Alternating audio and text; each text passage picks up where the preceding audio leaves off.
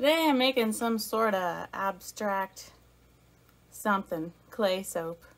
I've got these little soap dough balls that I made a while ago that I just never used. Thought today is the day. I've got a few white soap shreds that I'm going to use up. I'm going to be using some Mediterranean red clay. Have never used this before, so I'm looking forward to it. I'm going to also be using some French green clay, which is another thing I have never used before, so I'm looking forward to seeing how that turns out, as well as some kaolin clay, 3 different clays here, and some sugar. And our fragrances we're using, 2 of them. First of all, orange essential oil, which is why we did so many clays, and melon ball. I'm not mixing them into the same pot, but there's going to be a few layers here. There's probably going to be decisions I'm going to make while I'm making the soap. I actually prepared 5 pounds of soap, but separated by 1 pound, because I don't know exactly what I'm doing, and I have lots of soap pieces that I need to use. So basically, this is going to be just a big experiment, and you're going to come right along with me if you want. The reason why I've got an ice cream bucket here today is because I have 5, like I said in the intro, 5 1-pound batches ready.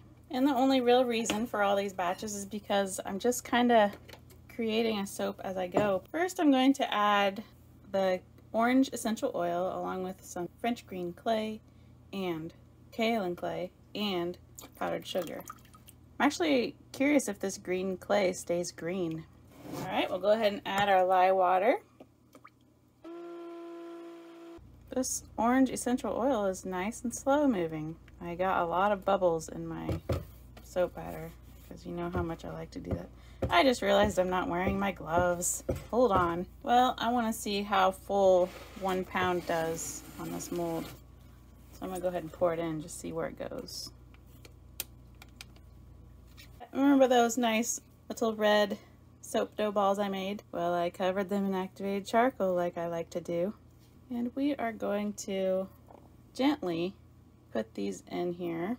The reason why I'm not throwing them as hard as I can like I did with my sunflower soap is because this soap is very, very thin. It's going straight to the bottom. I think I'm going to make another green layer. Move that back over there. Another prepared oil.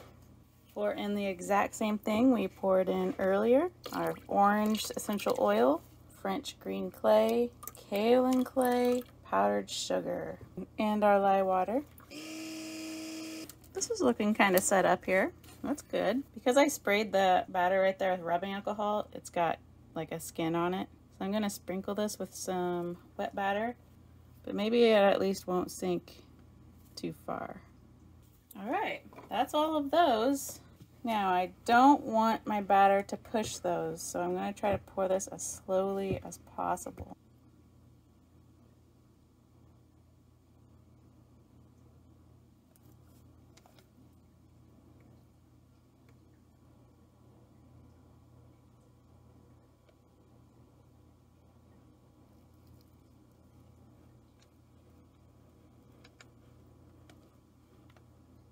Okay, now I need to go decide what I'm doing next. Pound number 3 here, our fragrance melon ball, as well as kaolin clay, powdered sugar, and the Mediterranean red clay. I throw these in there.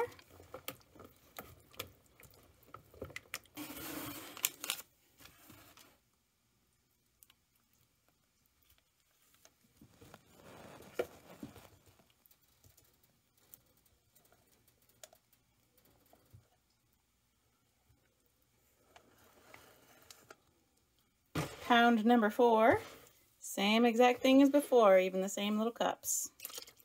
You know why I'm really excited to be making a bunch of soap in this mold? Because I'm going to get to use my new log splitter.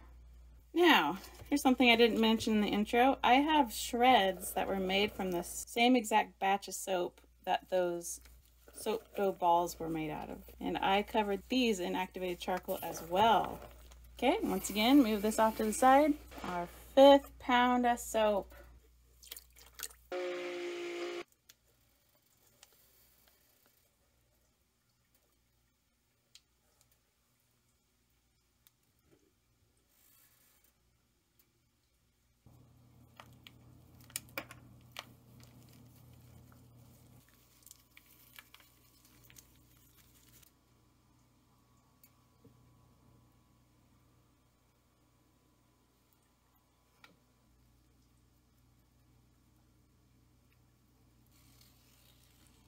Well, I just made the most soap I've ever made in one sitting. So you ready to cut the soap? Next day already.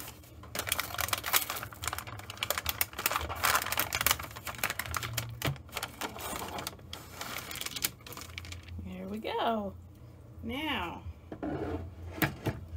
my awesome log splitter. Here we go with my first time using a log splitter.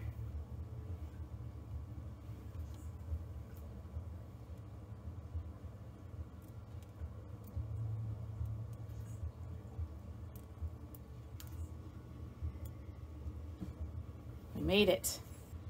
So this is the size of the bar. Put that one right there. Now I need to cut this one again.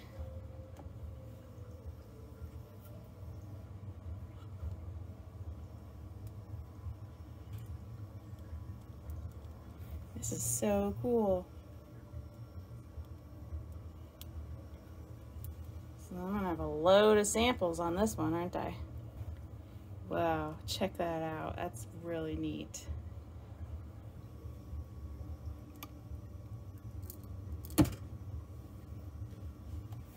There's our samples, one of our sample slices. We're gonna have a ton of sample slices. I'm cutting these at 1.25 inches. That's our first cut. I like it. I love outlining with activated charcoal. Even these little pieces, they look great. I'm happy with my abstract made up on the spot soap design. I got to use up a lot of soap shreds lately from my last hot process soap video and this one. It's nice to get rid of them. Here's a good one. We got multiple in here.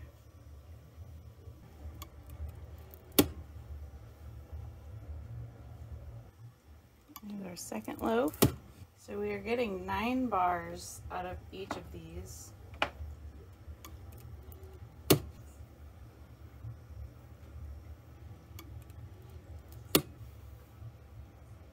This one's nice and full.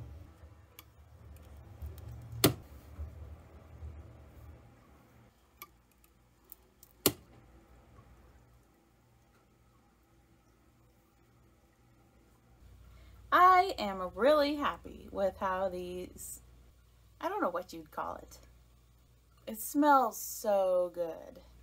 You might not think what this bar looks like should smell like oranges, but it does, and it's good. I really like that. In here, we've got our melon ball fragrance, and they smell good together. And I also like the shape of it. Since this was my first slab mold cutting, it's nice to know that that makeshift mold will hold 5 pounds of soap comfortably. So I'll know that for the future. The problem is I really have no reason at this point in my soap making career of making more than a 2-pound batch, because I just don't sell soap enough to be making 5-pound batches. I basically am making soap for YouTube.